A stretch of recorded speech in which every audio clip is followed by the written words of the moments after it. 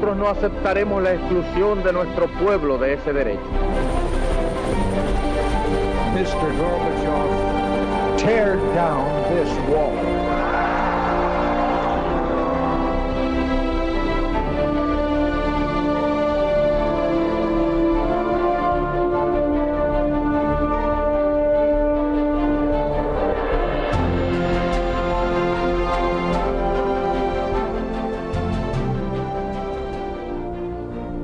Señoras y señores, bienvenidos a Tiempos Modernos. Las esperanzas que suscitaron las independencias de los países africanos en el tercer cuarto del siglo XX se vieron bien pronto defraudadas. Florecieron los regímenes corruptos, no pocas veces genocidas, que desembocaron en dictaduras tribales con frecuencia crueles y despóticas. En la larga lista de líderes africanos que dirigieron los destinos de sus pueblos, en Zimbabue, la antigua Rodesia, se encuentra el nombre de Robert Mugabe. Durante 37 años, Robert Mugabe dirigió con determinación la política de Zimbabue, el país que había sido hasta entonces la colonia británica de Rodesia del Sur. Mugabe se formó como profesor de primaria en Rodesia y más tarde obtuvo el título de economista mientras cumplía una condena de 10 años. Entre tanto, Rodesia se independizaba de Gran Bretaña, aunque el régimen de Salisbury no era reconocido internacionalmente por su sistema racista de apartheid, lo que facilitó la labor de la Unión Popular Africana de Zimbabue, el partido de la mayoría negra. A comienzos de los 60, Mugabe fue detenido en 2 ocasiones y huyó a Tanzania. Allí organizó una formación más radical, la Unión Nacional Africana de Zimbabue, pero en su regreso a Rodesia fue condenado por sus actividades clandestinas. Fue entonces cuando Ian Smith se independizó del Reino Unido. Tras salir de la cárcel, Mugabe creó una organización terrorista, el Ejército de Liberación Nacional Africano de Zimbabue, para lo que recabó el apoyo de potencias comunistas como China y Corea del Norte. Mugabe alcanzó la fuerza suficiente como para detener el proceso de cesión del poder que en 1978 Ian Smith estaba pactando para forzar una entrega incondicional de este a la población negra. El partido de Mugabe obtuvo una holgada mayoría absoluta cuando se produjeron las primeras elecciones en las que la población negra votaba en igualdad de condiciones. Aunque aparentemente Mugabe se presentaba como un radical contra el poder blanco racista, lo cierto es que desde el momento en que llegó al poder en 1980, pactó con la minoría blanca, ya que eran los grandes propietarios de tierras y la agricultura constituía la base económica del país. Gran Bretaña aprovechó para imponerle un régimen parlamentario multipartidista que sus aliados comunistas deseaban evitar. En los primeros años, el régimen de Mugabe intentó llevar a cabo una serie de reformas sociales muy urgentes en el ámbito de la educación y de la salud y de la diferencia entre sexos. Pero al mismo tiempo, Mugabe desarrolló desde el principio una guerra étnica entre los Shonas y los Ndebele's, en la que unos 30.000 civiles fueron asesinados. La guerra terminó en diciembre de 1987 y Mugabe lo aprovechó para reforzar el presidencialismo del país al tiempo que adjuraba el socialismo de partido único. Entre tanto, insistía en que los blancos permanecieran en el país. Desde comienzos de la década de los 90 tuvo que plegarse a las políticas impuestas por los organismos internacionales. La degradación llegó al punto de que a comienzos del año 2000 los antiguos combatientes negros por la independencia se lanzaron a una campaña de ocupación de las tierras y asesinatos de los granjeros blancos apoyada por Mugabe, que condujo a una reforma agraria que le valió la condena de la Unión Europea y de Estados Unidos. Desde 2008 el caos adueñó de Zimbabue, la inflación se desbocó hasta alcanzar alturas incalculables, el paro llegó al 80%, mientras Mugabe gastaba enormes sumas en suntuosas celebraciones. Aunque Mugabe siguió ganando elecciones, las purgas que desató en 2017 le costaron el poder, al provocar la actuación del ejército el 14 de noviembre de ese año. Sin embargo, fue respetado por el nuevo gobierno viviendo en Harare hasta que tuvo que desplazarse a Singapur para un tratamiento de salud, donde murió el 6 de septiembre de 2019. Nos acompaña un asiduo, don Eduardo Fort, al que le damos de nuevo la bienvenida a Tiempos Modernos. Gracias, un gusto. Para hablar de Robert Mugabe, un personaje verdaderamente oscuro en muchas de sus facetas, pero un personaje que empezó su carrera de un modo todo lo contrario, de un modo muy brillante. Terminó, sin embargo, desplazado por su propio ejército y lo hizo porque intentó, en fin, asegurar una sucesión casi familiar al proponer a su mujer como vicepresidente. Entonces el vicepresidente Mnangagwa hizo que el ejército se sublevase contra él, ¿no? No obstante, bueno, fue todo un poco una especie de ópera bufa porque le desplazan del poder, pero no proceden contra él en lo personal y él sigue viviendo en Harare, en un complejo para millonarios.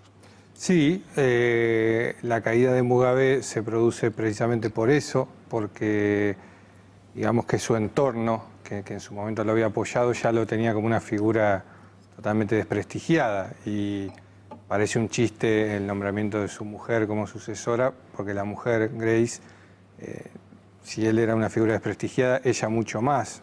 Una mujer que incluso estuvo acusada de tráfico de diamantes por informes que subió a la red Wikileaks, tráfico de diamantes, terrorismo, financiación ilegal.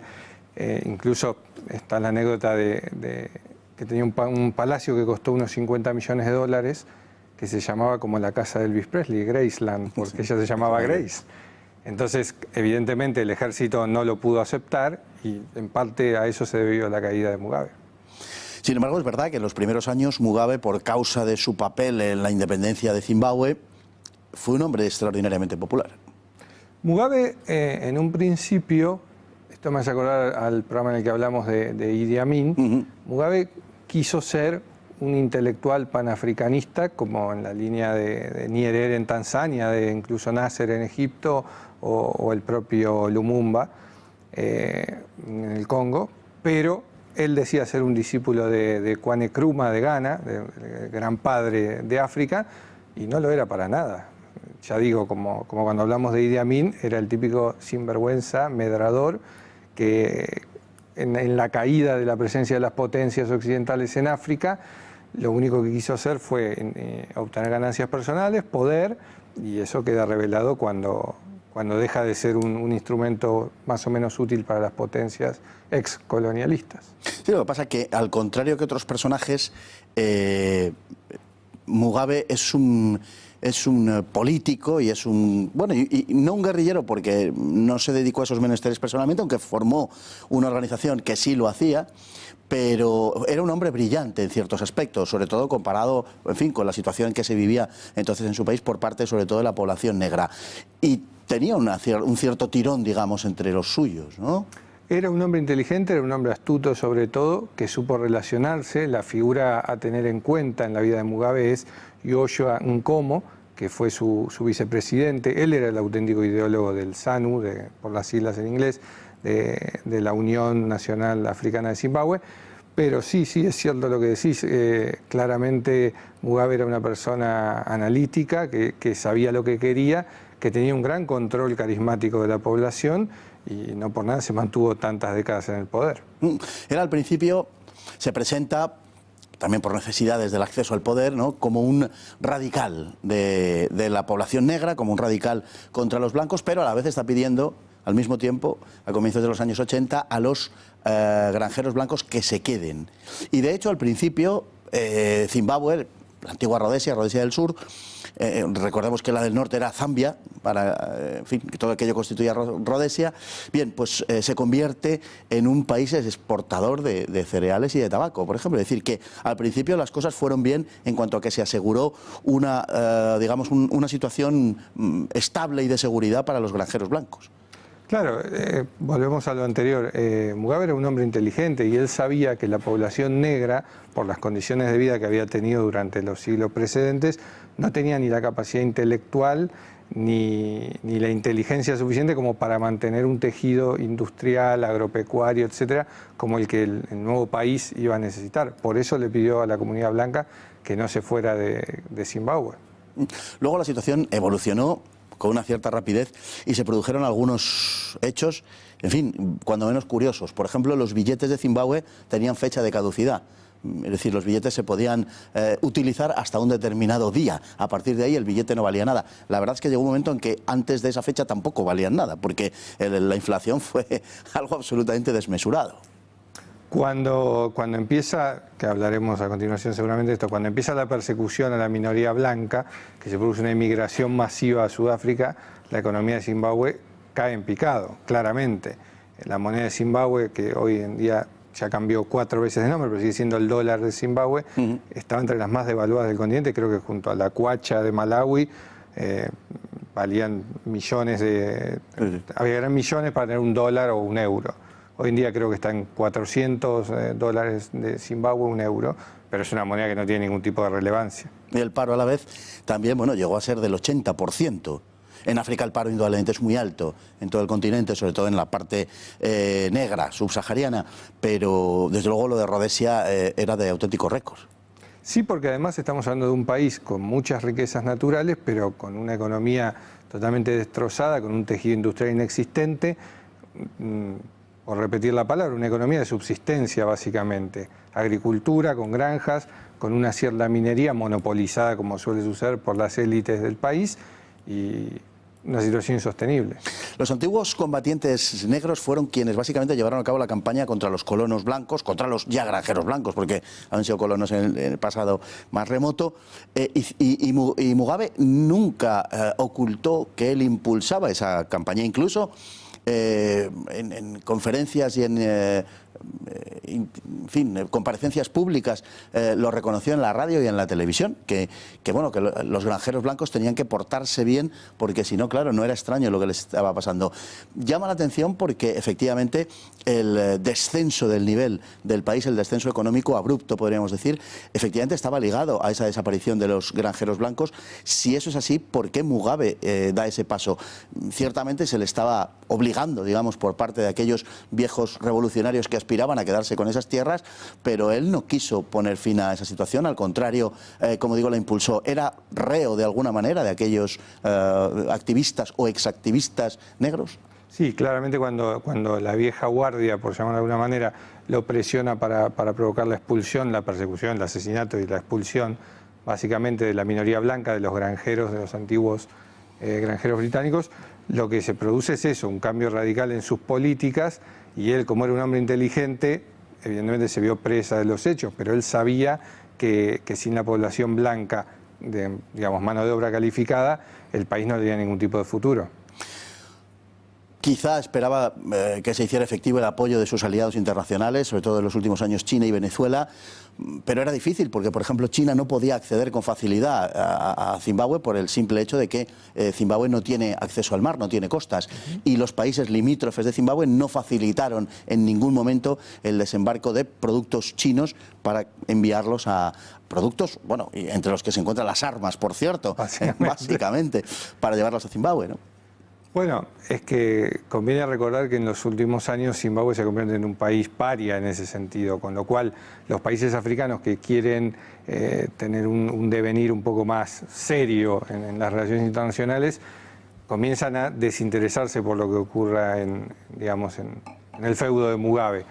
De hecho, Mugabe, que gustaba de presentarse como un revolucionario negro, como ya dijimos antes, llega a ser repudiado por Desmond Tutu, el obispo sudafricano, que dice que es la cara del África que tiene que quedar atrás. Entonces, es evidente que ningún país va a dejar que, por más que sea China, lleguen recursos para permitir que Mugabe se reafirme en el poder. La generalización de la violencia en el caso de los ataques contra los granjeros blancos tampoco era, en cuanto a la propia violencia, una novedad, porque en épocas anteriores Mugabe había desatado una auténtica guerra que podemos considerar de limpieza étnica entre los distintos grupos tribales de Zimbabue. Sí, incluso hay documentos desclasificados de la diplomacia del Reino Unido que afirman que, y acá tenemos que volver a un tema anterior, muchos de estos sátrapas africanos por su propia conveniencia saltaban del apoyo de Occidente al apoyo de las potencias comunistas según fuera la circunstancia. Y Mugabe, decíamos, sí facilitó y propició el enfrentamiento entre los Ndebeles y los Xhosa y como decía, hay documentos de la diplomacia británica que dicen que la diplomacia británica nada hizo por detener eso, pudiendo haberlo hecho, porque Mugabe era una persona que les servía en ese momento incluso como freno a la Unión Soviética. Luego se reproduciría eso en muchos casos, entre otros el más conocido, el de Ruanda, por ejemplo, ¿no? Es decir, que no ha sido un hecho aislado ni muchísimo menos. Bueno, no obstante, Mugabe no estaba exento de cualidades, como hemos dicho anteriormente. Y fue un hombre lo suficientemente hábil como para torpedear los intentos de Ian Smith de salir de Rhodesia, antes de convertirse en Zimbabue, mediante un pacto con la población negra y una cesión paulatina del poder, donde los blancos preservasen una parte del poder político. Ciertamente lo hicieron con el poder económico, pero no con el poder político. Y eso se debe sobre todo, los acuerdos de Lancaster, se debe sobre todo a la habilidad de Mugabe, que supo tensionar también la situación y a sus propios partidarios para que no aceptaran esa situación. Sí, porque los acuerdos de Lancaster, convengamos que pronto se convirtieron en papel mojado, sí, porque la situación era, como dijimos, insostenible. Ian Smith no tenía capacidad de desarrollar ningún tipo de contraataque diplomático, ya que la Rhodesia independiente unilateralmente no tenía reconocimiento internacional, tenía el repudio de todas las potencias europeas. Entonces Mugabe consiguió que con la política de un hombre, un voto, pasar el poder a la mayoría negra, un poco lo que pasó en Sudáfrica. Hay un aspecto particularmente polémico en los últimos años de su mandato, y fue la política, digamos, activamente contraria a los intereses del lobby LGTBI, al reconocimiento de las uniones homosexuales y de la propia existencia de la homosexualidad como tal. Es curioso porque Mugabe tenía una formación originariamente cristiana muy clara, digamos, muy enraizada en su personalidad, y evolucionó hacia un cierto marxismo, bueno, muy de conveniencia, como sucedió en toda el África negra en realidad, sí, porque se veía como una especie de camino hacia la modernización, pero en definitiva en los últimos años, como decimos, fue muy activo en esa lucha contra la igualdad o los derechos de los colectivos homosexuales, fundamentalmente. Sí, él tuvo una educación cristiana, pero por una pelea del padre con los jesuitas de la aldea fueron expulsados. Sí. Así que quedará por el momento el análisis freudiano de lo que eso pudo suponer en la carrera política de Mugabe. Pero sí, como decías, los homosexuales estaban perseguidos furibundamente en de forma Zimbabue. Pública, quiero decir que él hizo bandera de eso. No solo el Código Penal castigaba con prisión y la sodomía, el sexo entre hombres, sino que Mugabe en años ya tan avanzados como 1995, en conferencias públicas hablaba de que el sexo entre hombres y hombres o mujeres y mujeres, entre homosexuales y lesbianas, era antinatural y era antiafricano, llegó a decir, sí, sea lo que sea eso. Pero llegó a hablar incluso de vergüenza, de que en África se produjeran actitudes contrarias a la naturaleza y a la cultura occidental. Eso es, pero, es curioso porque las elecciones, en el caso de Zimbabue, como en otros muchos casos, en África, por no decir en casi todos, fueron sistemáticamente fraudulentas, a pesar de que probablemente Mugabe tampoco necesitaba durante una gran parte de su mandato que lo fueran. No obstante, bueno, pues por asegurarse los mecanismos del poder, lo fueron. Sin embargo, muchas de ellas fueron avaladas por la Organización para la Unidad Africana, es decir, que tuvo un cierto respaldo internacional dentro de la propia África. Su africanismo, su panafricanismo, bueno, también demagógico, evidentemente, en muchos extremos, le rindió buenos resultados. Sí, porque Mugabe durante buena parte de la segunda mitad del siglo XX fue una figura de relevancia en África, una figura de consulta, como pudo haber sido hasta su caída Muammar Gaddafi, que entre paréntesis fue el que compró el palacio de los Mugabe cuando hubo que ponerlo en venta. Pero decíamos, sí, él durante mucho tiempo tuvo una imagen incluso como de anciano respetable y de consulta, claramente. Coincido en que probablemente ni siquiera hubiera necesitado el fraude, porque la población de Zimbabue, como suele usar, no conocía otra cosa, así que es improbable que él perdiera unas elecciones. Efectivamente. Llama la atención, como hemos dicho al principio, el hecho de que una vez desplazado del poder por el ejército, él pudo vivir tranquilamente en Harare, en la antigua Salisbury, y se marcha a Singapur, pero no exiliado, sino para ser tratado de una enfermedad de la que finalmente muere hace escasamente un mes, a principios de septiembre de este año 2019. Sí, ahí volvemos a la comparación con otros casos. Evidentemente, el mecanismo político en los países africanos es un fenómeno muy complejo, pero lo que se desprende de esto es que cuando a estos autócratas se los retira el poder sin intervención de fuerzas extranjeras o de coaliciones internacionales, se los deja morir en paz en el extranjero o en algún país limítrofe, y normalmente conservando incluso bienes y demás. El caso de Mugabe es este. hasta su vicepresidente, dijo que era una figura esencial en la historia de la nación, en lo cual tiene razón, esencial se interprete como se quiera, y en fin, su muerte ha sido acogida con dolor público y oficial, no ha sido motivo, digamos, de grandes celebraciones en sentido lúdico, ¿no?, de alegrarse de su muerte.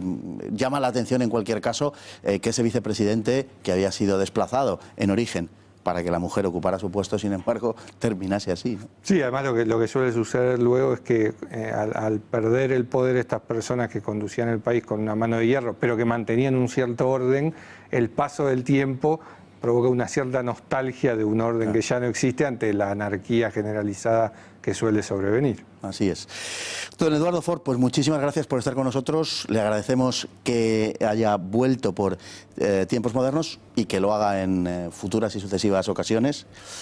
Y a todos ustedes igualmente muchísimas gracias por estar ahí un día tras otro y hasta el próximo programa, si Dios quiere.